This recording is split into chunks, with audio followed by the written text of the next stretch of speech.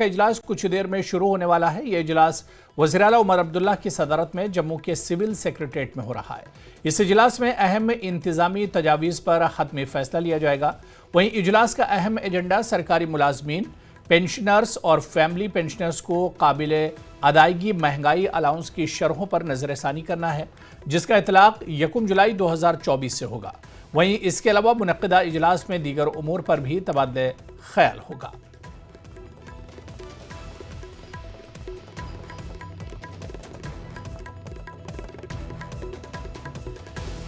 2025 की अगर हम बात करें तो पहली बार ये कैबिनेट मीटिंग यहाँ पे होने वाली है सिविल सेक्रेटेरिएट जम्मू में 25 में। अगर हम बात करें इस सिविल सेक्रेटेरिएट की बात करें तो सिविल सेक्रेटेरिएट में 4 बजे ये मीटिंग शुरू होगी। और अगर हम कैबिनेट मीटिंग की बात करें तो कैबिनेट मीटिंग में बहुत सारे इंपॉर्टेंट एजेंडाज़ हैं, बहुत सारे इंपॉर्टेंट एजेंडाज डिस्कस किए जाएंगे और उनको अप्रूवल लिया जाएगा। और सबसे बड़ा एजेंडा है जो एम्प्लॉयज़ का है। देखिए एम्प्लॉयज़ का जो DA अलाउंसेस हैं, वो रिवाइज्ड DA अलाउंसेस जो हैं वो अभी तक उनको नहीं मिले हैं। और 2024 जुलाई 1 से जो DA हैं उनकी किस्तें हैं उनको मिली नहीं है, तो उसका अप्रूवल दिया जाएगा इस मीटिंग में। ये बड़ा एजेंडा है एम्प्लॉयज़ के लिए, क्योंकि एम्प्लॉयज़ और पेंशनर दोनों बहुत दिनों से इंतज़ार में है कि उनका जो DA अलाउंस है जो कि अभी तक मिला नहीं उनको, और जुलाई 1 2024 से वो पेंडिंग है, उसको रिलीज़ किया जाएगा, उसका अप्रूवल दिया जाएगा। उसके साथ साथ 10 डिपार्टमेंट्स हैं उनके कई डेवलपमेंट रिलेटेड प्रोजेक्ट्स हैं, उनका अप्रूवल दिया जाएगा इस कैबिनेट मीटिंग में। नई एक्साइज पॉलिसी जो बनी है उसका मसौदा भी पास किया जाएगा। जो ड्राफ्ट है नई एक्साइज पॉलिसी का उसको भी अप्रूवल किया जाएगा, नई एक्साइज पॉलिसी जिसको इम्प्लीमेंट करना है जम्मू कश्मीर में। इसके साथ साथ जो बजट सेशन होने वाला है यहाँ जम्मू में उसके मसौदे को भी पास किया जाएगा, उसके प्रपोज़ल को भी पास किया जाएगा। कब से ये शुरू होगा ये बजट सेशन, कब तक चलेगा और क्या क्या उसमें बिजनेस होगा, उस पर भी चर्चा होने की संभावना है और उस पर भी बात होगी। कई डिपार्टमेंट, जिस तरह मैंने कहा, एक बड़ा इम्पोर्टेंट कैबिनेट मीटिंग है और कई दिनों के बाद कुछ इंतज़ार के बाद ही ये कैबिनेट मीटिंग होने वाली है। इसमें और भी, जिस तरह मैंने कहा, डेवलपमेंट रिलेटेड प्रोजेक्ट्स को जो है पास किया जाएगा। अगर हम इन डेवलपमेंट प्रोजेक्ट्स की बात करें तो डेवलपमेंट प्रोजेक्ट्स में कई जगहों के पे जो ज़मीन है उसको आवंटन करने की बात है, कई प्रोजेक्ट्स को शुरू करने की बात है। तो कुल मिला के अगर हम देखें तो इस कैबिनेट मीटिंग पे सबकी नज़रें रहेंगी और ख़ासकर जो एम्प्लॉयज़ और पेंशनर्स हैं उनकी बहुत ज़्यादा नज़र इस कैबिनेट मीटिंग पर रहने वाली है। और मीटिंग के बाद क्या क्या डिसीजंस लिए जाएंगे उस पर भी हमारी नज़र रहेगी। लेकिन फ़िलहाल जिस तरह मैंने कहा, उमर अब्दुल्ला जो कि अभी दिल्ली में थे वो भी वापस आ रहे हैं। सारे कैबिनेट मिनिस्टर्स हैं जम्मू के सिविल सेक्रेटेरिएट में हैं और 4 बजे मीटिंग शुरू होगी और उसके बाद ही पता चलेगा कि इस मीटिंग में आखिर क्या क्या हुआ और क्या क्या डिसीजंस और क्या क्या फैसले लिए गए हैं। कैमरामैन चांद के साथ में समीर भट्ट, न्यूज़ 18 जम्मू। तो जम्मू कश्मीर काबीना की आज अहम मीटिंग होने वाली है। अहम इंतजामी तजावीज़ पर इसमें एक तरह से गौर व फिक्र किया जाएगा। जम्मू के सिविल सेक्रेटेरिएट में ये बैठक होने वाली है। वज़ीर-ए-आला उमर अब्दुल्ला की सदारत में ये बैठक होगी, काबीना की ये मीटिंग होने वाली है। और आपको बताते चलें कि कई अहम इश्यूज़ पर बैठक होगी और इस काबीना की इस बैठक पर और बातचीत करेंगे। सीधे श्रीनगर का जम्मू का रुख करेंगे। हमारे सहयोगी समीर भट्ट हमारे साथ जुड़े हुए। समीर, 4 बज चुके हैं और 4 बजे काबीना की मीटिंग शुरू होने वाली थी। क्या कुछ जानकारी मिल पा रही इस मीटिंग के बारे में?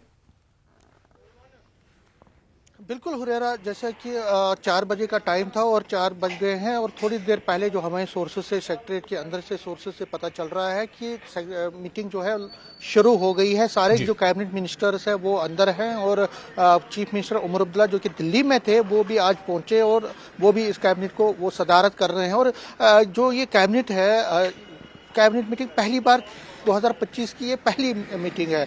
देखिए आज 20 तारीख है और 20 तारीख जो जनवरी मंथ में कोई भी कैबिनेट मीटिंग से पहले नहीं हुई थी। जो दिसंबर में मीटिंग हुई थी जम्मू में, लेकिन जनवरी की अगर हम बात करें तो इस साल की 2025 की ये पहली कैबिनेट मीटिंग है। और इस कैबिनेट मीटिंग पे सबकी नजरें हैं और सबको इंतजार। और सबसे ज़्यादा जो एम्प्लॉयज़ हैं और पेंशनर्स, जिस तरह से हम सुबह से बात कर रहे हैं कि जो पेंशनर्स और जो एम्प्लॉयज़ हैं उसको सबसे ज़्यादा इसकी प्रतीक्षा है, सबसे ज़्यादा इंतज़ार है। रीज़न इसका ये है कि 2024 1 जुलाई से जो अलाउंस हैं डीए के किस्त जो अलाउंसेस हैं उनकी रिलीज़ आज उसका अप्रूवल हो जाएगा ऐसा लगता है। ये पहला एजेंडा है इसका मीटिंग का। मीटिंग के तो टोटल 11 एजेंडे हैं, जिसमें सबसे पहला एजेंडा ये है कि जो पेंशनर्स और एम्प्लॉयज़ हैं स्टेट गवर्नमेंट के JNK UT एम्प्लॉयज़ जो हैं और पेंशनर्स हैं उनका जो पेंडिंग था, जो पिछले तकरीबन 1.5 साल से वो जो पेंडिंग था जुलाई से, इनफैक्ट 1.25 साल से, वो अब रिलीज किया जा सकता है। आज उसका अप्रूवल किया जाएगा तो ये उनके लिए एक खुशखबरी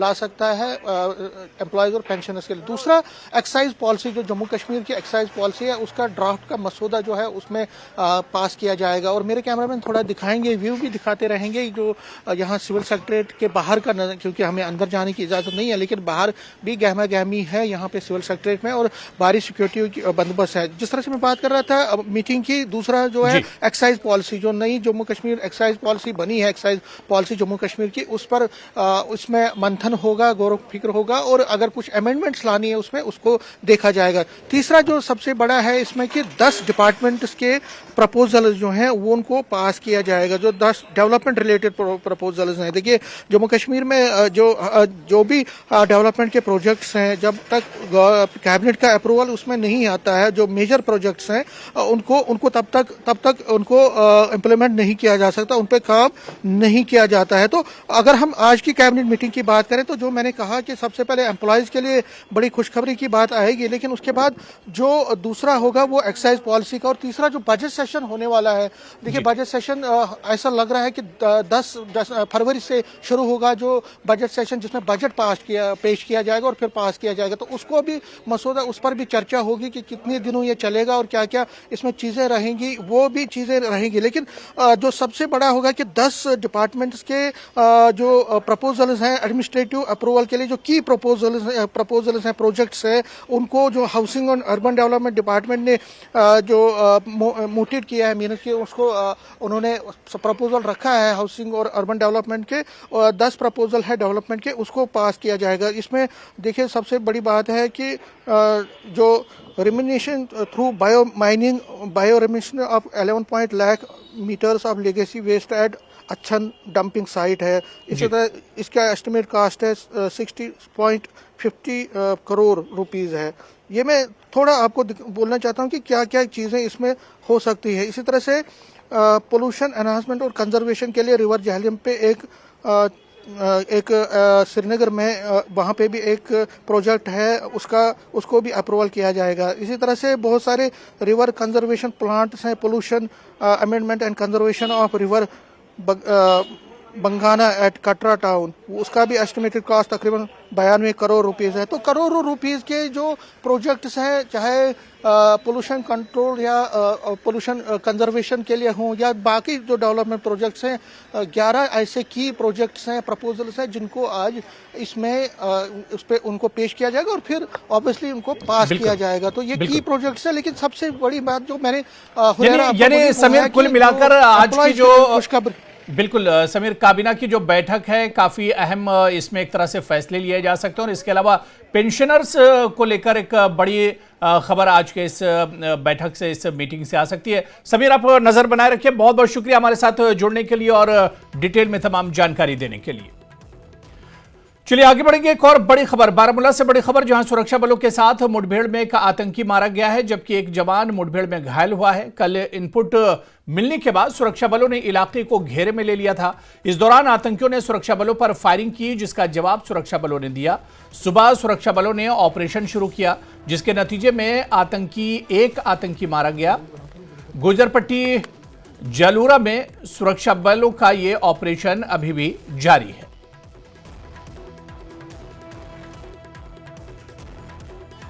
तो बारामूला के सोपुर में एक दहशतगर्द इनकाउंटर में मारा गया, ढेर हुआ है। सिक्योरिटी फोर्सेस का सर्च ऑपरेशन लगातार जारी है।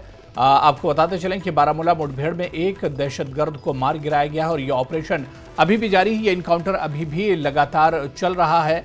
बारामूला के जालूरा में ये इनकाउंटर हुआ है और एक दहशतगर्द के मारे जाने की खबर आ रही है। और तस्वीरों में भी हम आपको दिखा रहे हैं, एक मरे हुए दहशतगर्द की जो बॉडी है उसे दिखाने की कोशिश कर रहे हैं। सुरक्षा बलों का सर्च ऑपरेशन भी अब लगातार जारी है, एनकाउंटर भी जारी है। सोपुर जालूरा मुठभेड़ में एक दहशतगर्द को मार गिराया गया है। कल ही ये इनकाउंटर सिक्योरिटी फोर्सेज और मिलिटेंटों के दरमियान शुरू हुआ था, जिसमें एक मिलिटेंट मार गिराया गया है।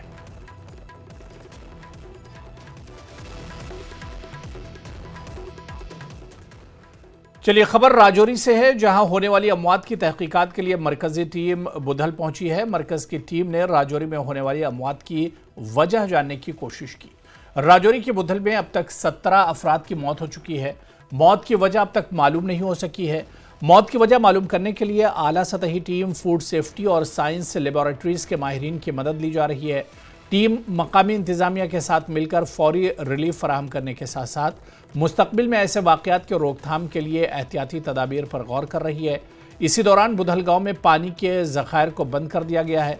ये कार्रवाई जल शक्ति महकमे ने की है। राजौरी में हो रही अमवात से मकामी लोगों में तशवीश का माहौल है।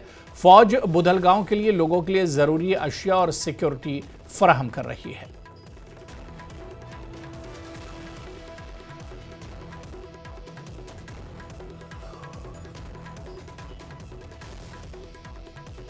गठित की गई टीम आज राजौरी के बढ़ाल गांव में पहुंची। इस वक्त मैं उसी गांव में मौजूद हूं, यहां केंद्र सरकार द्वारा गठित की गई टीम पहुंची है।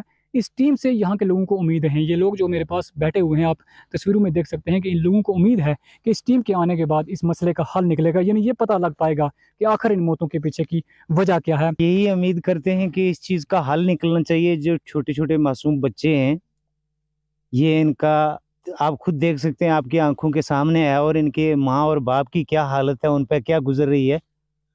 तो हम ये उम्मीद लगाते हैं कि इतनी टीमें अगर गवर्नमेंट ने भेजी हैं तो इसका जल्द से जल्द हल निकलना चाहिए। लोगों को सिर्फ और सिर्फ यही उम्मीद है कि इस टीम के आने के बाद कुछ ना कुछ हल निकलेगा। एक हल यानी इस मौत के पीछे की वजह का पता नहीं लगता। इस बीच सेना बुधलगांव के लोगों को जरूरी चीजें और सुरक्षा प्रदान कर रही है। उधर मरकज की टीम बुधल पहुंची है। बुधल गांव की तस्वीर टीम ने जरूरी अशिया भी फराहम कराई हैं। राजौरी में लगातार मौत का जो आतंक है, जो डर है, वो एक तरह से बढ़ता जा रहा है।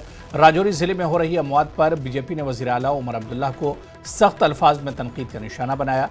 बीजेपी के तर्जुमान अरुण गुप्ता ने जम्मू में एक प्रेस कॉन्फ्रेंस से खिताब करते हुए कहा कि वज़ीर आला अपनी जिम्मेदारियों को निभाने में नाकाम रहे। उन्होंने कहा कि वजारत दाखिला ने राजौरी के लिए एक कमेटी तश्कील दी है और जो भी इंसानियत के लिहाज से इक़दाम करने ज़रूरी थे वो मरकज़ की हुकूमत कर रही है, लेकिन यहाँ के वज़ीर आला सिर्फ तमाशाई बनकर सब कुछ देख रहे हैं। आपको सबको जैसे ज्ञान होगा कि ministry of home affairs government of India ने 11 मेंबर की एक टीम भेजी है इस इमरजेंसी सिचुएशन के लिए जो राजौरी में बदहाल विलेज में हो रही है।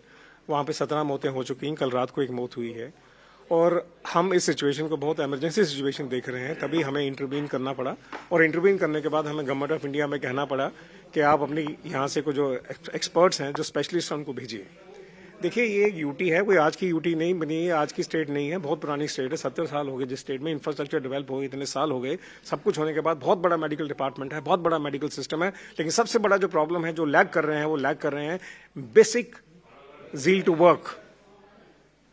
और हमें लगता है कहीं ना कहीं कि ये जो रीजनल इनसेंसिटिविटीज हैं उसने शायद इनके ऊपर हावी हो गई हैं और हम ये हावी नहीं होने देंगे। और हमारा मानना ये है कि अगर कहीं इनको कहीं प्रॉब्लम्स हैं तो हम उसको हैंडल करना जानते हैं। मानना ये है कि आपको अगर यूटी बने हुए 2 या 4 दिन होते तो हम मान सकते थे, लेकिन 70 साल हो गए जिसको बने हुए और आज इतना बड़ा डिपार्टमेंट, इतना बड़ा सेटअप है, आप इस सिचुएशन को हैंडल करने में नाकाम रहे। क्यों रहे नाकाम?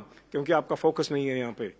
सब कुछ होने के बाद जब आप टीम लीडर जो है, जब वो सीरियस नहीं होता तो उसके नीचे जो टीम है वो कभी सीरियस नहीं होती। ये हमारे मोदी जी ने बता दिया है कि जब टीम लीडर सीरियस होता है, नीचे down the line everybody is serious. शायद यही रीज़न है कि आज जो बदहाल विलेज में हो रहा है ये एक बहुत इमरजेंसी सिचुएशन है और हमारा मानना है कि जंगल फायर की तरह फैल ना जाए। इसलिए हमने जो भाजपा ने अपना जो उनका दायित्व था, भाजपा का जो रिस्पॉन्सिबिलिटी थी, उसके हिसाब से उन्होंने जो एक्शन लेना था लिया और जो एक रिक्वायरमेंट थी हमने पूरी स्पेशलिस्ट की टीम की, अब उसको फॉलो कर रहे हैं और मुझे पूरी उम्मीद है कि जल्दी से जल्दी सॉल्व होगा। चलिए आगे बढ़ेंगे। सुप्रीम कोर्ट में अलहदगी पसंद लीडर यासीन मलिक के खिलाफ मुकदमे की समाअत हुई। जम्मू कश्मीर के अलहदगी पसंद यासीन मलिक के खिलाफ जारी मुकदमे में सुप्रीम कोर्ट ने अहम हुक्म दिया।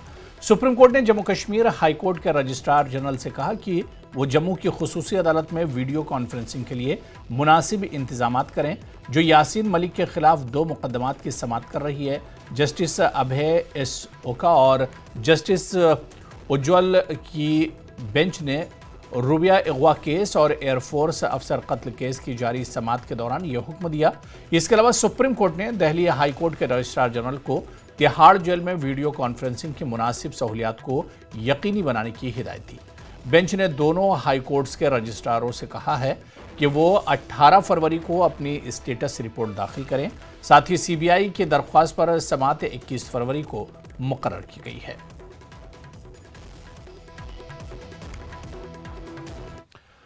तो खबरों का सिलसिला जारी रहेगा, यहां पर रुकेंगे फिलहाल छोटे से ब्रेक के लिए।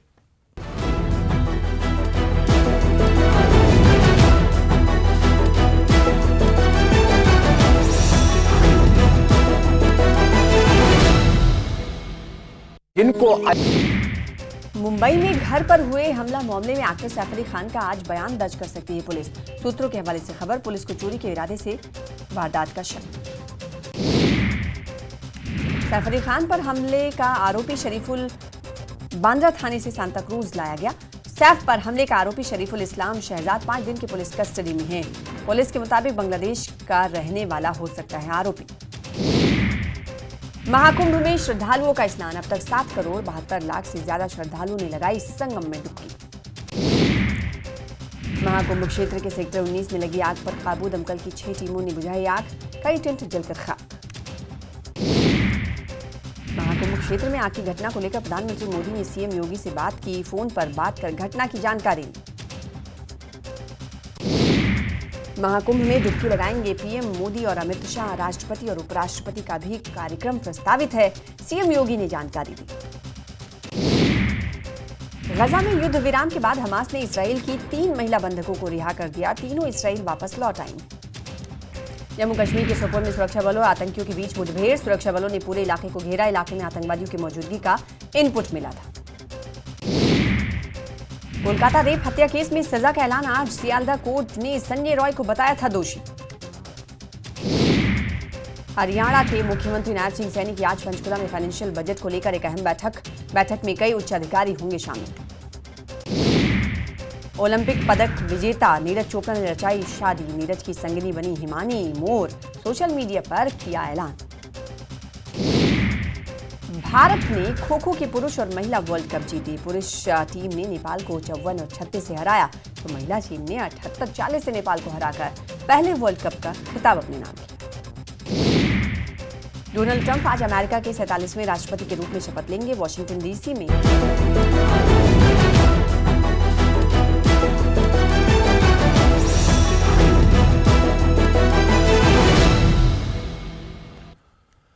चलिए ब्रेक के बाद आगे बढ़ेंगे। सुल्तानपुर लोधी में कश्मीरी नौजवान पर हमला और लूटमार के वाकये में पुलिस ने 6 घंटे में कामयाबी हासिल की है। कश्मीरी शहरी मोहम्मद सफ़ी खोजा पर 3 नकाबपोश नौजवानों ने हमला करके 12,000 रुपये और गर्म कपड़े लूट लिए। पुलिस की फौरी कार्रवाई से मरकजी मुलजिम राजकरण सिंह को गिरफ्तार कर लिया गया और लूटा हुआ सामान बरामद कर लिया गया। कश्मीरी अवाम ने पुलिस की कारकर्दगी को सराहते हुए उनका शुक्रिया अदा किया और हार पहनाए।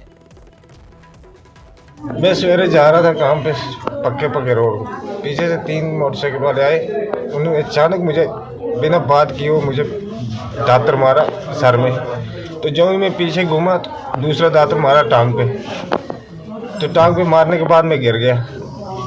गिरने के बाद मैं दोबारा उठा, मैं थोड़ा सा 2-4 कदम आगे भागा तो वो मेरा सामान ले गए और मेरे जेब से 10-12 हज़ार रुपये ले गए, तकरीबन 35-40 हज़ार का मेरा। कौन से गांव में घटना हुई आपके साथ? ये शाह वाला अंतरीजा में। सर बात ये हुई, हम पिंडों में जाते हैं, सुबह थोड़ी धुंधजी होती है, 9 बजे का टाइम था।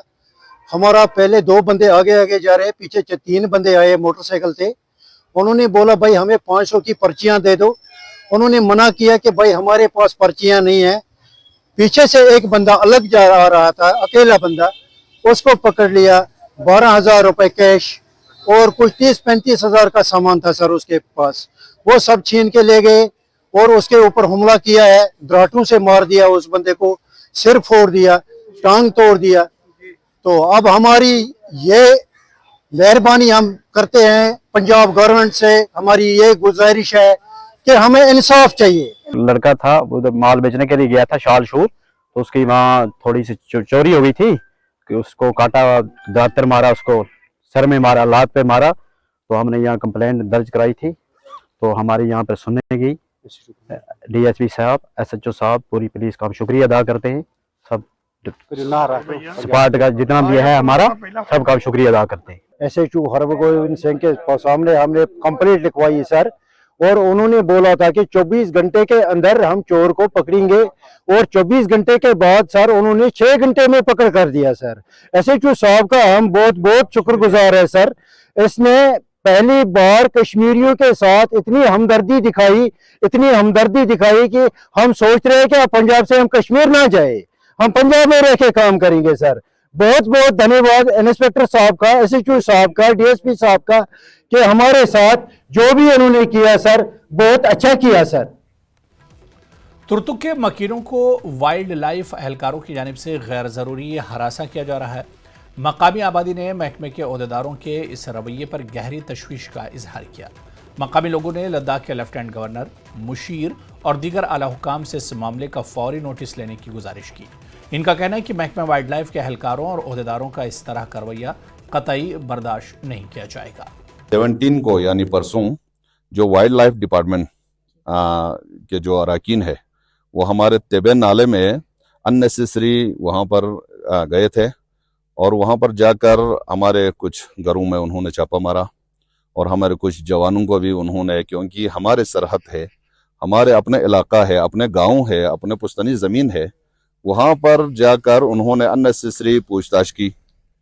तो इसके लिए बहुत अफसोस लग रहा है कि हमारे ही इलाके में, अपने गांव में, अपने ही सरहद पर घूमने के लिए भी हमें हमारे जो आज़ादी वो छीन रहे हैं। तो ये बहुत बड़ा अफसोस हुआ, क्योंकि हमारे जो महिलाएं ज़्यादातर वहाँ पर रहते हैं, हमारे बाल बच्चे वहाँ पर रहते हैं। तो किसी को जो टॉर्चर करना, किसी को परेशानी दिलाना, ये हिंदुस्तान के कानून में कहीं पर लिखा तो नहीं होगा। 1 फरवरी को पेश किए जाने वाले यूनियन बजट से पहले हर तबके में तवक्कुआत बढ़ गई हैं। खासतौर पर नौजवान तबका इस बजट से बड़ी उम्मीदें वाबस्ता किए हुए है। नौजवान चाहते हैं कि रोजगार के नए मौके पैदा करने के लिए अहम इक़दाम किए जाएं। न्यूज़ 18 से बात करते हुए नौजवानों ने कहा कि हुकूमत को न सिर्फ मुलाजिमतों बल्कि नए स्टार्टअप्स के लिए भी आसान इकोसिस्टम फराहम करना होगा। जम्मू कश्मीर के हवाले से उन्होंने कहा कि यहाँ सियाहत के शोबे में सरमायाकारी करनी होगी ताकि रोजगार के मजीद मौके दस्तयाब हो सकें। 2025-26 के लिए यूनियन बजट अगले महीने 1 तारीख को पेश होने वाला है, और सभी सेक्टर्स को अगर देखा जाए तो सबकी ये उम्मीदें हैं कि इस बजट में कुछ ना कुछ उनके लिए भी होगा। तो शुभम, इस यूनियन बजट से यूथ की क्या अपेक्षा है? इस आने वाले जो यूनियन बजट से है, यूथ की यही अपेक्षा हो सकती है, और मेरी भी यही अपेक्षा है कि यूथ के लिए जितनी हो सके उतनी अपॉर्चुनिटीज़ आनी चाहिए। और जैसा कि हम सबको पता है कि हमारी यूनिवर्सिटी नहीं, हर यूनिवर्सिटी, जम्मू यूनिवर्सिटी के अलावा भी सब यूनिवर्सिटीज़ में से हर साल हज़ारों की तादाद में बच्चे जो हैं वो पास आउट होते हैं। और मेरा यही कहना है कि आने वाले बजट में बच्चों के लिए काफ़ी ज़्यादा अपॉर्चुनिटीज़ होनी चाहिए, स्पेशली जॉब अपॉर्चुनिटीज़ होनी चाहिए, जिससे यूथ के लिए एक नई आशा आए, नई किरण आए। देखो, बजट जब आता है तो यूथ को जो है सबसे ज़्यादा बड़ी उम्मीद रहती है, क्योंकि यूथ के लिए कुछ नया जो है वो पेश होता है। पर इस बार हमारी उम्मीद यही है कि जो हमारे बच्चे भाई बहन लोग हैं हमारे, जो इतने पढ़ कर PhD तक कर चुके हैं पर उनको जो है नौकरियां नहीं मिल रही हैं, तो सबसे पहले उनके लिए जो है नौकरियां निकाली जाए, क्योंकि वैकेंट सीट्स बड़ी सारी होती हैं पर अंदर की जो सीट्स हैं उसके ऊपर हमें नौकरियाँ नहीं मिल पाती है। तो मेरी यही गुजारिश रहेगी हमारे बजट मिनिस्टर से भी कि भाई उधर से हम बच्चों के लिए खासकर जो है वो ज़रूर ऐसी नौकरियां निकालें ताकि हम बेरोजगार ना बैठे। तो अगर यहाँ पे खर्चा टूरिज़्म सेक्टर में अगर पैसा बजट अलॉट होता है तो वो कहीं ना कहीं यहाँ के यूथ को काफ़ी बेनिफिट देगा, क्योंकि जो अनएम्प्लॉयमेंट कंटिन्यूसली इंक्रीज़ कर रही है जम्मू कश्मीर में, तो वो अगर टूरिज़्म पे पैसा खर्च होता है तो कहीं ना कहीं जॉब अपॉर्चुनिटीज़ क्रिएट होती हैं। और अगर टूरिज़्म यहाँ आता है तो कहीं ना कहीं हेल्प होती है यहाँ के यूथ को अपना कोई बिज़नेस, अपना कोई स्टार्टअप करने में। और एक और जो मेरी एक्सपेक्टेशन रहेगी वो ये रहेगी कि जो अपना एजुकेशन फील्ड है, हमारे जो एजुकेशन सेक्टर है, उसमें पैसा खर्च किया जाए। स्पेशली जम्मू की बात करूँगी, जम्मू में जो टूरिज्म है वो कम आता है, मैक्सिमम जो टूरिज्म वो कश्मीर की ओर जाता है। तो मैं यही अनुरोध करता हूँ कि जम्मू के जो टूरिज्म पॉइंट्स हैं उनको भी एक टूरिज्म के फंड जो अलॉट किए जाएँ, अच्छे से जो है टूरिज्म बढ़ाया जाए, ताकि जम्मू के स्टूडेंट्स को अपना एम्प्लॉयमेंट पे एक नया जोर जो मिले। वो तो जितने प्रोजेक्ट्स हैं जम्मू में जो लंबित पड़े हैं काफ़ी, जैसे तवी लेक का प्रोजेक्ट्स है, इस ऐसे प्रोजेक्ट्स अगर कंप्लीट होंगे तो इनका कहना है कि एम्प्लॉयमेंट जनरेट होगा। तो एजुकेशन सबसे ज़रूरी है, एजुकेशन आज होगी कल हमें नौकरियां चाहिए, कल हमें नौकरियां चाहिए, उसके लिए हमने स्टार्टअप करना है। तो स्टार्टअप्स पे जितना ज़्यादा ध्यान दिया जाए, जॉब्स में ध्यान दिया जाए, क्लाइमेट चेंजेस पे ध्यान दिया जाए, टूरिज्म में जितना ध्यान दिया जाएगा उतनी जॉब्स बढ़ेंगी। जैसे कि बाकी साथियों ने भी बोला है, जितना हम महिलाओं की पढ़ाई पर ध्यान देंगे, महिला की जॉब्स के लिए, नौकरियों के लिए ध्यान देंगे, उतना महिलाओं के लिए भी ज़्यादा आसान होगा आगे अपने आप को खुलकर लाना, और उनके लिए बहुत आसानी से एक ऐसे देश में रहना जहाँ पर महिलाओं को अभी भी काफ़ी नीचे रखा जाता है। तो ये सब चीज़ें बहुत ज़रूरी हैं बजट में, जो एजुकेशन, इनोवेशन वगैरह, इन सब पे ध्यान देना चाहिए। मैं ये चाहती हूँ कि जो हमारा बजट है उसका जो मेन फोकस है वो एजुकेशन पे ही होना चाहिए, क्योंकि जब आप एक क्वालिटी ऑफ एजुकेशन हमारे यूथ को प्रोवाइड करेंगे तो हमारी खुद ही एक ह्यूमन डेवलपमेंट इंडेक्स हमारा खुद ही इंक्रीज हो जाता है, हमारी खुद ह्यूमन डेवलपमेंट हो जाती है। चाहे वो लड़की हो चाहे वो लड़का हो, हर एक को क्वालिटी ऑफ एजुकेशन मिलनी चाहिए। जो हमारे गवर्नमेंट स्कूल्स है वहाँ पर देखना चाहिए, वहाँ पर इन्वेस्टमेंट करनी चाहिए और वहाँ पर अच्छी तरह से बच्चों को पढ़ाना चाहिए और उनको एक क्वालिटी ऑफ एजुकेशन देना चाहिए कि उनको ये ना लगे कि जो CBSE से पढ़ रहा है या जो प्राइवेट इंस्टीट्यूट से पढ़ रहा है वो हमसे आगे है, बल्कि जो एजुकेशन एकदम इक्वल होनी चाहिए। कहना है कि एम्प्लॉयमेंट जो है वो सबसे बड़ा मुद्दा है, क्योंकि पढ़ाई करते हैं कई युवा जो हैं हर साल जो है डिग्री लेते हैं, लेकिन जॉब अपॉर्चुनिटीज़ नहीं मिल पाती हैं, इसकी वजह से नशे की तरफ चले जाते हैं। उसके साथ साथ जो गवर्नमेंट स्कूल हैं वहाँ पे भी जो है इंफ्रास्ट्रक्चर जो है वो अच्छा होना चाहिए, और टूरिज्म सेक्टर में यदि इन्वेस्टमेंट जम्मू कश्मीर में होती है तो इसका फ़ायदा एम्प्लॉयमेंट जनरेशन में भी होगा। कैमरामैन सागर भट्ट के साथ राजेंद्र बैर, न्यूज़ 18 जम्मू। और यहाँ पर रुकेंगे फिलहाल छोटे से ब्रेक के लिए।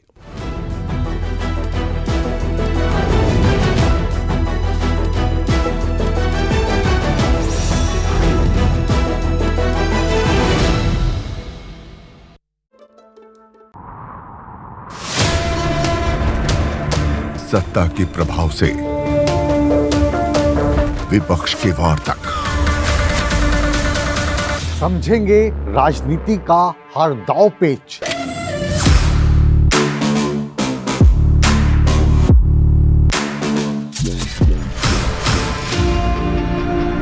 सवालों के रास्ते होगा मुद्दों का हर घेरा पार।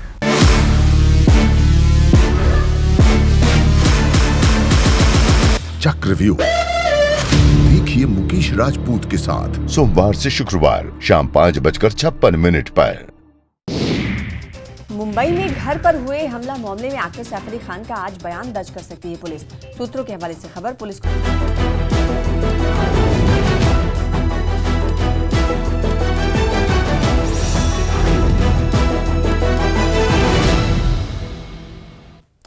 चलिए आगे बढ़ेंगे। साबिक राज्यसभा रुकन शमशेर सिंह मनहास के इंतकाल पर बीजेपी के सीनियर रहनुमा और अपोजिशन लीडर सुनील शर्मा ने गहरे दुख का इजहार किया है। न्यूज़ 18 से बात करते हुए सुनील शर्मा ने कहा कि शमशेर सिंह मनहास ने ही उन्हें सियासत में आने की तरगीब दी थी।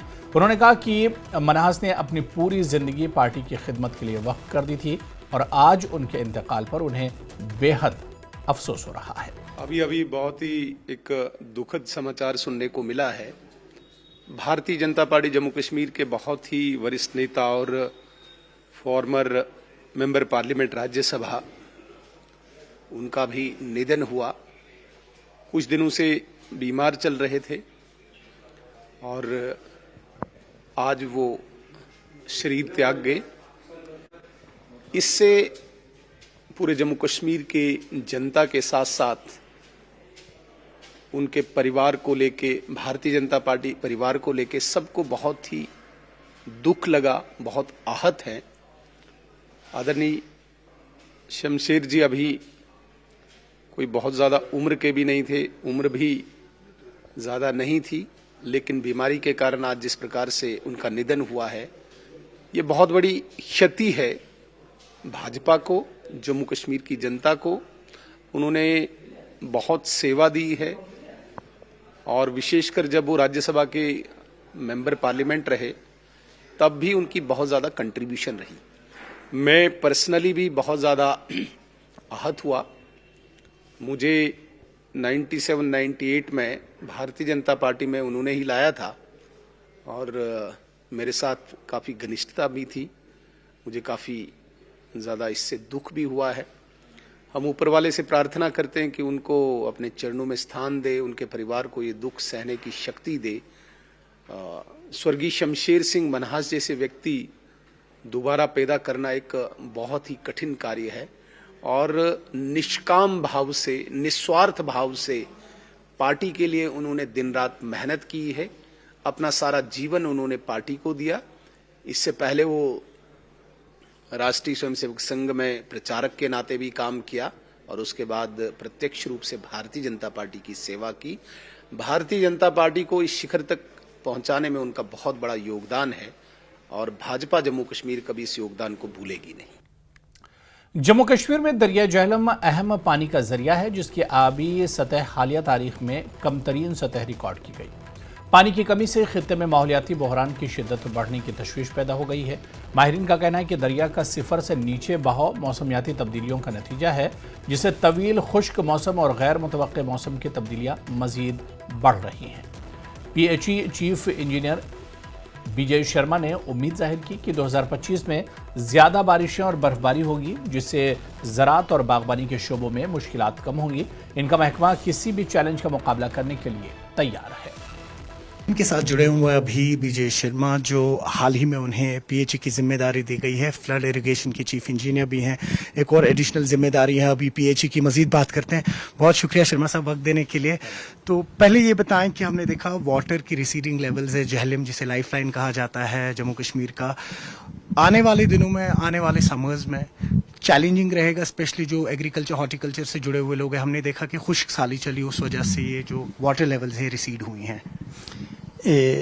आपके माध्यम से मैं सारी जनता को भी बता दूं कि इस साल इतना चैलेंजिंग नहीं रहेगा जितना कि हमें 2024 में रहा, क्योंकि 2024 में स्नोफॉल भी कम हुआ और रेनफॉल भी कम हुआ, जिससे कि हमें समर में इरिगेशन पर्पस का जितना भी सिस्टम था हमारा थोड़ा डिस्टर्ब रहा। लेकिन somehow with the positive contribution from the general public और हमारे फील्ड स्टाफ ने उसको मैनेज किया, तो ऐसी दिक्कत नहीं आने दी।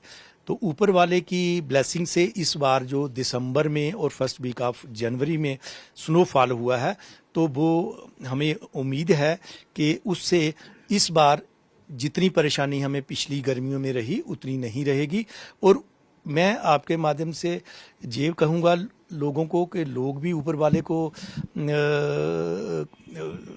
अपनी फरियाद करें, और हम भी फरियाद करते हैं कि जैसे अभी तक तो दिसंबर से जनवरी तक नॉर्मल जो स्नोफॉल और रेनफॉल ठीक हो गया, आगे भी हो, ताकि ये चीज़ें जो कहीं पे हमें अफेक्ट कर सकती हैं वो ना हो।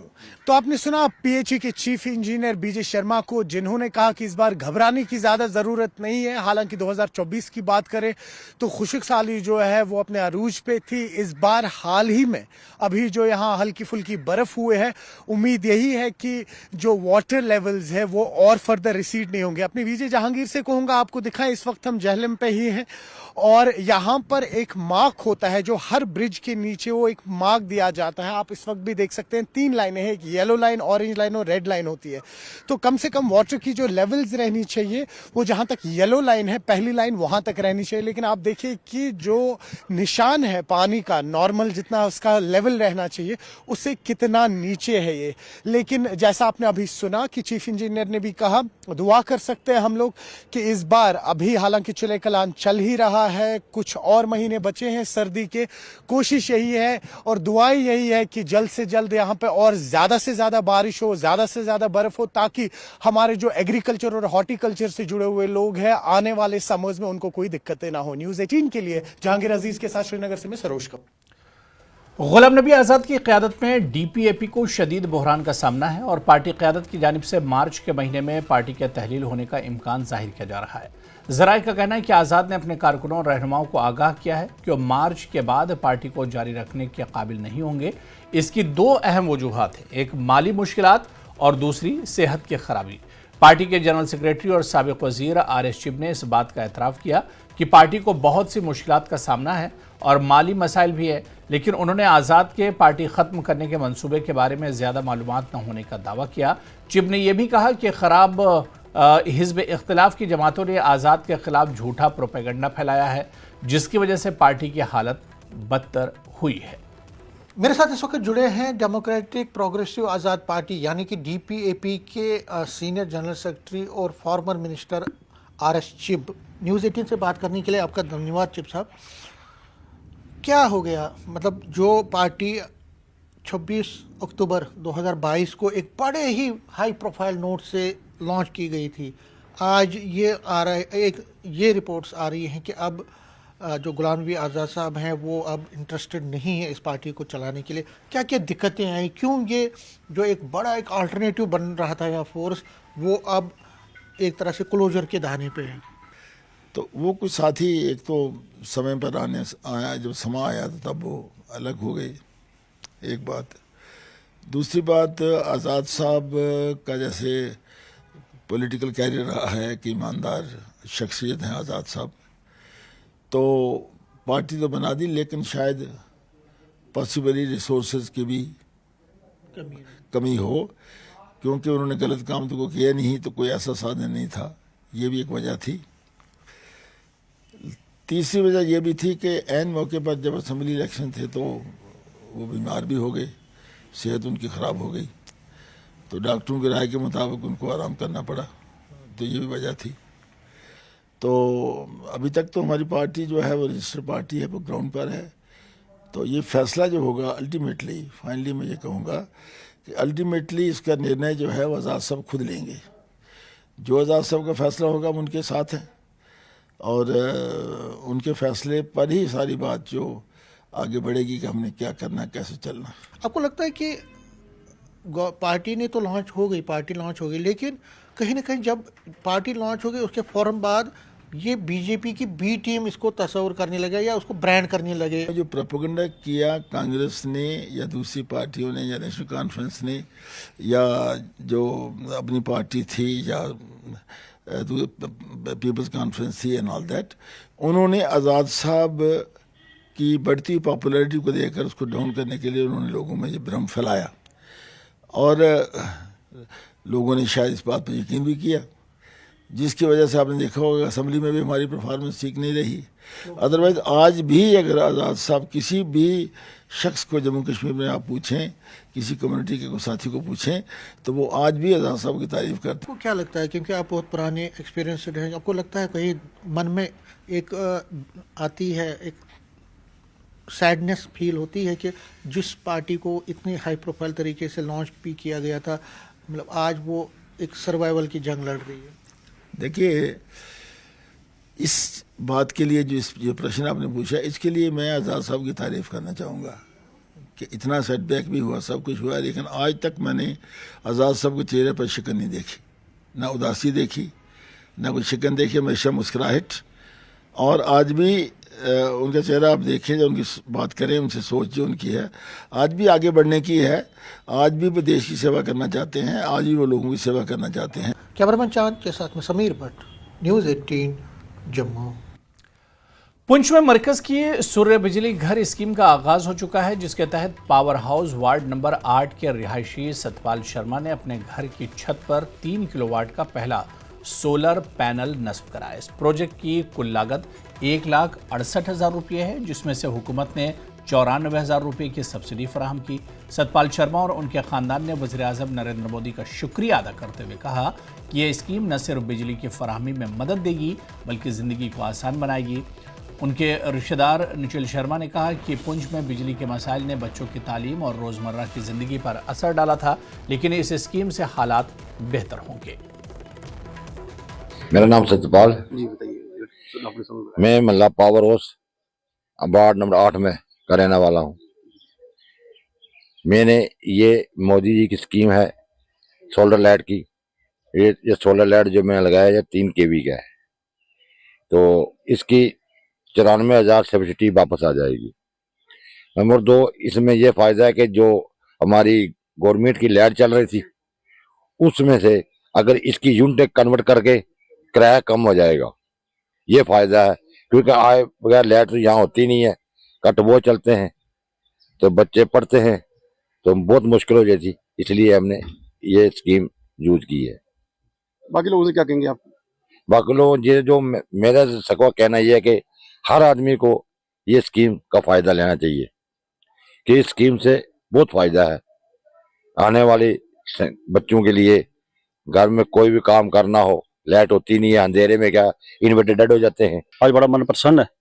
आज पुंछ के अंदर पहले शख्स हमारे यहाँ सतपाल जी है, उन्होंने यहाँ पर सोलर प्लांट लगाया जो प्रधानमंत्री सूर्यघर योजना के तहत लगाया उन्होंने। हम बिल्कुल बॉर्डर से सटे हुए रहने वाले लोग हैं, 3-4 किलोमीटर में हमारा बॉर्डर है यहाँ पर। जब से भारतीय जनता पार्टी की हुकूमत आई है अच्छे काम हुए, देश के अंदर हर कस्बे के अंदर अच्छे काम हुए।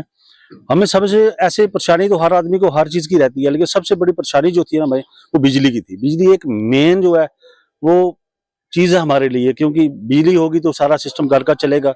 पानी चढ़ाना होता है, नहाने की समस्या है, पढ़ना है, बच्चों ने पढ़ना है, इसलिए आए दिन कट रहता था यहाँ पर। कभी ट्रांसफार्मर जल जाता था, कभी कुछ लोड बहुत है, डिपार्टमेंट में भी क्या करे, लोड इतना है, समस्या रहती थी। और प्रधानमंत्री जी ने इस चीज को मद्देनजर देखते हुए वो समझ रहे थे, क्योंकि उन्होंने भी ये चीज अपने लाइफ में देखी है। उन्होंने देखा कि बिजली की समस्या को लोग रहती है, उनको बिजली की समस्या, उन्होंने ये सूर्यघर योजना जो चलाई, यहाँ पर सोलर प्लांट जो है वो लोगों को डिस्ट्रीब्यूट किया। और पहले शख्स पुन के अंदर यहाँ पर वार्ड नंबर 8 में यहाँ पर सतपाल शर्मा जी ने लगाया। ये 3 kV का इन्होंने लगाया। ये 1,60,70,000 में इन्हें पड़ा, और सब्सिडी है इसमें 94,000 की, जो 1 महीने के अंदर इनको वापस होने वाली है। और सबसे बड़ी बात यह है कि 25 साल की इसको गारंटी है। कल आपका ये इसमें कोई प्रॉब्लम आती है, ये रिपेयर नहीं होगा, बिल्कुल चेंज करके गवर्नमेंट जो आपको नया देगी। और दूसरी बात यह है कि मैं आपकी माध्यम से पुंछ के सभी लोगों को ये कहना चाहता हूँ, जहां तक मेरी आवाज को सुन रहा है, ये चीज आप लगाएं, सोलर पैनल लगाएं, आपकी घर की पूरी समस्या हल होगी। और कनेक्शन भी जो आपने लगाया होगा, आपकी अगर बिल आपका यहाँ इस सोलर पैनल की अगर यूनिटें आपकी 600 आती हैं, तो घर की यूनिटें आपकी 400 आ रही हैं, 200 आपकी यूनिटें जो उसमें प्लस होंगी और माइनस होंगी, और उसका जो बेनिफिट है वो किराया जो है उतना आपको कम हो जाएगा। बहुत अच्छी योजना। मैं एक बार फिर आपके माध्यम से पुंछ वालों को ये कहना चाहता हूँ, ये पैनल जो है आप घर में लगाएं, अच्छी सुविधा रहे। चलिए आगे बढ़ेंगे। सांबा के डिप्टी कमिश्नर राजेश शर्मा ने जम्मू पठानकोट कौमी शाहराह पर दिल्ली अमृतसर कटरा एक्सप्रेसवे के जारी तामीराती काम का मुआयना किया। उन्होंने हाईवे पर मुसाफिरों की सहूलत को यकीनी बनाने पर जोर दिया। डीसी ने हुक्काम को हिदायत दी कि शाहराह पर सफ़र करने वालों को किसी भी किस्म की परेशानी का सामना न हो, इसके लिए साइन बोर्ड्स को सही तरीके से नस्ब करने और ट्रैफिक मैनेजमेंट को बेहतर रखने की बात कही गई। साथ ही डीसी ने हुकाम को ताकीद की कि तामीराती काम को जल्द अज जल्द मुकम्मल किया जाए और मुकर्रर वक्त के अंदर मंसूबा पाए तकमील तक पहुंचे। इंटेंशन ये रहती है क्योंकि कंस्ट्रक्शन का काम चल रहा है, कहीं पे गड्ढे हैं जैसा आपने कहा, कहीं जगह पे डाइवर्जन्स हैं, तो लोगों को उसमें इनकन्वीनियंस आती है। और जब तक ये काम चलता रहेगा इनकन्वीनियंस तो चलती रहेगी, बट मेरी ये नीयत रहती है कि इसको मैं थोड़ा सा जितना कम किया जा सके इन अथॉरिटी के साथ, जैसे उनका काम भी सफ़र ना हो और जो हमारा कम्यूटर है जो इस पर चलते हैं लोग, उनको भी कम से कम असुविधा हो, वो उसका हमारा प्रयास था कि बड़ी ब्राह्मणा से लेके जो हमारे सांभर डिस्ट्रिक्ट में जितनी भी ये पड़ती है लेंथ, तो इस पे मैं थोड़ा सा निरीक्षण करना चाहता था। और उनको ऑन स्पॉट इंस्ट्रक्शंस दी गई कि यहाँ पे कहीं पे ब्लैक टॉपिंग की ज़रूरत है, कहीं थोड़े गड्ढे बने हैं उनको भरने की ज़रूरत है, सो दैट जो मूवमेंट है वो फ्रीली चलती रहे। और उसके अलावा जो इन्होंने लास्ट टाइम इनकी कमिटमेंट्स थी कि हम 31 दिसंबर तक ये वाले काम कर देंगे, उसमें कुछ चीज़ें इन्होंने अभी डिले हो गई इनकी, तो उनका भी थोड़ा सा रिव्यू करने का इंटेंशन था। तो होपफुली आने वाले जो हमारी सितंबर की डेडलाइन है तब तक तो ये कंप्लीट हो जाएगा, लेकिन मुझे लगता है कि और 2 महीने तक हमें काफ़ी सुविधा आ जाएगी, इसमें काफ़ी फ़र्क पड़ जाएगा। क्या इनको ये भी निर्देश दिए गए कि जो साइन बोर्ड है बिल्कुल, क्योंकि जैसा मैंने आपको कहा ना कि डाइवर्जन्स पे अगर आपके साइन बोर्ड्स नहीं होंगे तो, क्योंकि हाईवे पे थोड़ी ये होती है लोगों की गति जो है वो अधिक ही रखते हैं लोग, तो अगर वो डाइवर्जन और साइन बोर्ड्स ना हो तो उससे एक्सीडेंट का स्कोप बन जाता है। तो हमारी वही इनको निर्देश थे कि ये सारी चीज़ें आप पूरी तरह से तैयार रखें। चलिए आगे बढ़ेंगे। भारतीय फौज ने बम्बरगली ब्रिगेड के तहत लाइन ऑफ कंट्रोल के करीब मेंढर के गांव पंचानी में शजरकारी मुहिम का इनेकाद किया। इस मुहिम के दौरान 1500 दरख्त लगाए गए ताकि माहौलियाती तहफ़्फ़ुज़ और जंगलात को बहाली फराहम की जा सके और इसकी अहमियत को उजागर किया जा सके। ये इक़दाम भारतीय फ़ौज की गो ग्रीन मुहिम का हिस्सा है, जिसका मकसद माहौलियाती निज़ाम की बहाली और मौसमियाती तब्दीली के असरात को कम करना है। इसी तरह की शजरकारी मुहिमें पुंछ और दीगर इलाकों में भी की जा रही हैं ताकि माहौल को महफूज और सरसब्ज बनाया जा सके। इंडियन आर्मी के अफसरान हैं, जो ये मौके के अफसरान हैं, और जो इंडियन आर्मी है इसका हमारे साथ बहुत अच्छा बिहेव है। और उसके बाद हमारी ये जो मीडिया है और ये जो स्पेशल मैडम जी आए हैं, इनकी मैं बहुत शुक्रगुजार हूँ कि जिन्होंने एक अपना कीमती टाइम निकाल कर हमें सेरीकल्चर के बारे में बताया है। और बाकी ये जो पेड़ दिए हैं शहतूत के, इससे के बहुत सारे फ़ायदे हैं। अगर इसको हम अपनी ज़मीन में लगाते हैं तो इसकी जड़ों से ज़मीन की जो मिट्टी है वो मजबूत होती है। बाकी इससे हम अपना सेरीकल्चर में, आपको जैसे पता है, इसके पत्तों से हम कीड़े पाल सकते हैं, उससे भी काफ़ी हमको फ़ायदा हासिल कर सकते हैं। बाकी ये जो हमारी आर्मी है इसके काम ज़्यादा से सिडको इंडस्ट्रियल रोड पर बिछाया गया मैग्डम सिर्फ 4 माह के अंदर ही उखड़ गया है।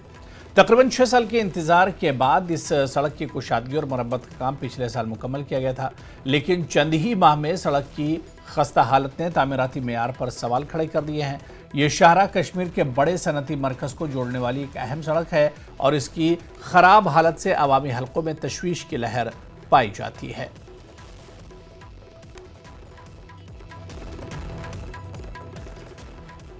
डिप्टी कमिश्नर बडगाम अक्षय लाबरू ने आज डिस्ट्रिक्ट हेडक्वार्टर में जारी मुख्तलिफ तरक्याती मंसूबों का जायजा लिया। डीसी ने पुराने डीसी ऑफिस कॉम्प्लेक्स का भी मुआयना किया। शेखुल आलम में स्किल सेंटर के मुआयने के दौरान ADDC, ADC, CPO, deputy DEO, executive engineer R&B, JE, R&B और कई अफसरान मौजूद रहे।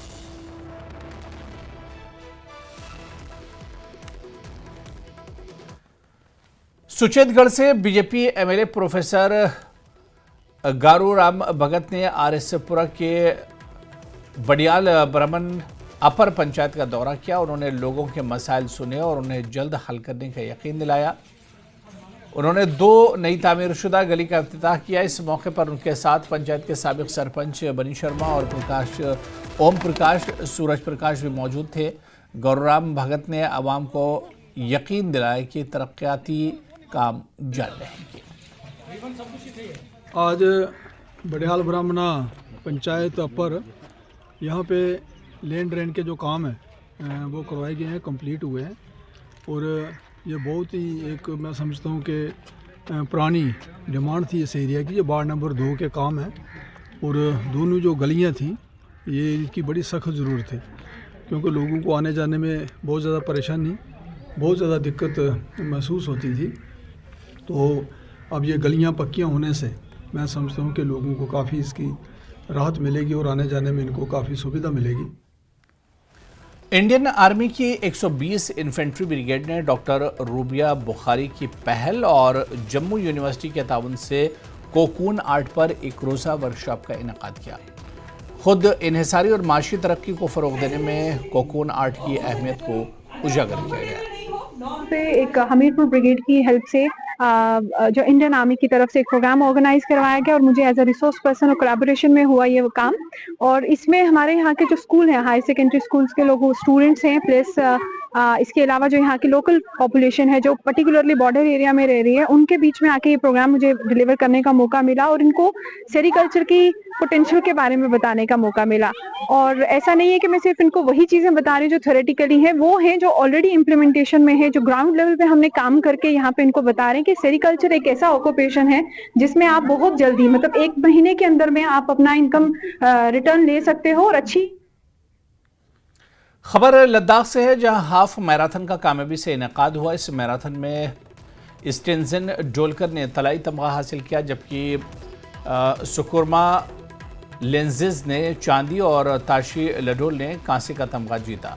ये दिन लद्दाख के अवाम के लिए फख्र और खुशी का बायस बना।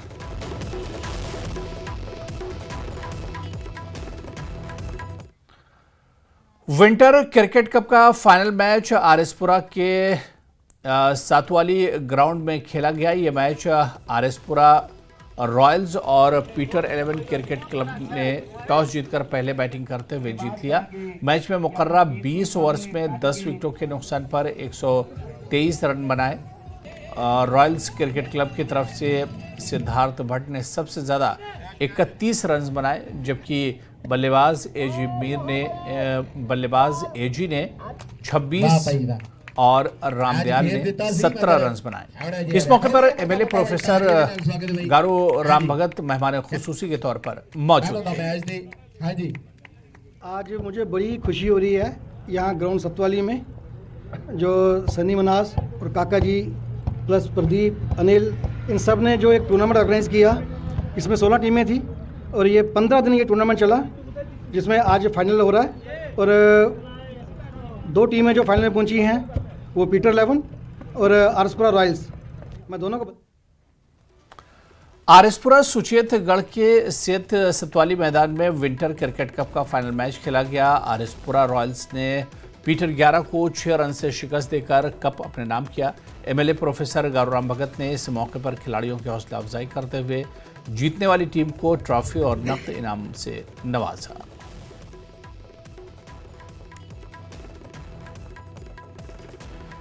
पुंछ के नगरवा के प्रीतम स्टेडियम में समाजी तंजीम हक इंसाफ काउंसिल की जानिब से गुज़िश्ता 1 माह से जारी मार्टर्स मेमोरियल क्रिकेट लीग का शानदार इफ्तिताह हुआ। फाइनल मैच पुंछ स्क्वाशर और अमजद क्रिकेट क्लब के दरमियान खेला गया, जिसमें बड़ी तादाद में खिलाड़ियों, खेलों के शौकीन अफराद, मुअज़्ज़ज़ शहरियों और फौजी अफसरान ने शिरकत की। तकरीब के सदारत हक इंसाफ काउंसिल के चेयरमैन सैयद ज़ीशान अली ने की, जबकि पुंछ ब्रिगेड के कमांडर ब्रिगेडियर मुदहिद महाजन तकरीब के मेहमान खुसूसी के तौर पर मौजूद रहे। फाइनल मैच में अमजद क्रिकेट क्लब ने 3 विकेटों से मैच फतेह हासिल करके टूर्नामेंट जीत लिया। तकरीब में शहीदों की कुर्बानियों को खराज अक़ीदत पेश करते हुए 2 मिनट की खामोशी अख्तियार की गई और स्कूली बच्चों ने रंगारंग प्रोग्राम भी पेश किए।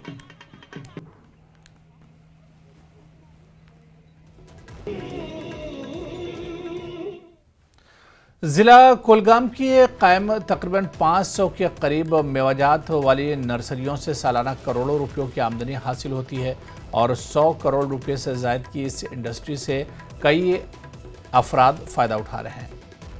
मालिकान बागात, नर्सरी मालिकान, मजदूर, ट्रांसपोर्टर्स और दीगर लोग सालाना काफ़ी फ़ायदा हासिल करते हैं और ये कारोबार रोज़ बरोज़ बढ़ रहा है। ज़िले में मेवाजात की सनत से वाबस्ता अफराद इस बात से खुश हैं कि इस सनत से वाबस्ता अफराद का कारोबार तरक्की कर रहा है।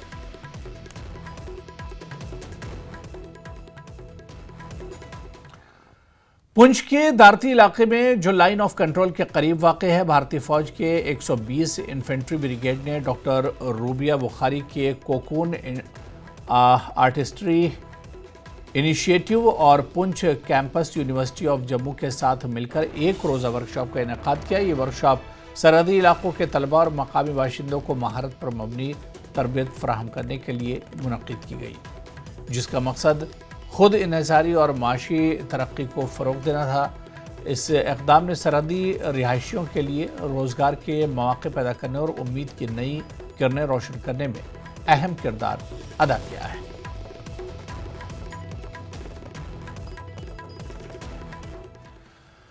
लेत्रबल पंपोर में पुराने हाईवे पर गैस और पेट्रोल डिपो की गाड़ियां शाहरा पर गैर कानूनी तौर पर पार्क की जा रही हैं, जिस पर बीजेपी के नायब सदर पुलवामा आसिफ अहमद गनाई ने सख्त बरहमी का इजहार किया। उन्होंने बताया कि अभी तक रॉन्ग पार्किंग की वजह से कई हादसात हुए और कई लोगों की जानें चली गई। उन्होंने सरकार से मसले का हल निकालने की मांग की।